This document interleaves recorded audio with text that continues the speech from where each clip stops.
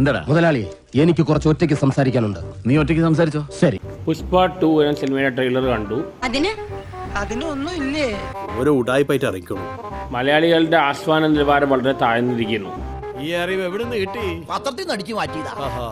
പണ്ട് രജനീകാന്ത് പടങ്ങൾ പോലെ പടങ്ങൾ മലയാളത്തിൽ ഓടില്ലായിരുന്നു.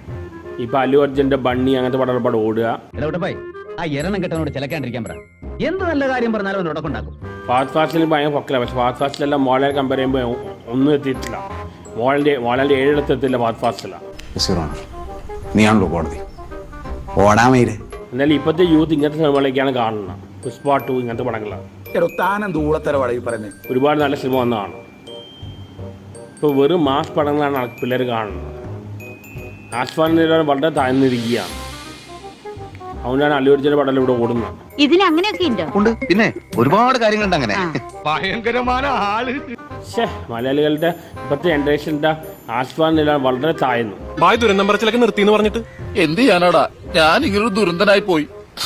ഈ വീട്ടിലെ ഏറ്റവും വലിയ ദുരന്തമാണ് ഇവൻ. ഫാസ്റ്റ് ഫാസ്റ്റിൽ ഭയങ്കരമായിട്ട് ബുക്ക് ചെയ്തിട്ട് ഫാസ്റ്റ് ഫാസ്റ്റിൽ മോളെ കമ്പയർ ചെയ്യുമ്പോൾ 7 എടുത്തിട്ടില്ല.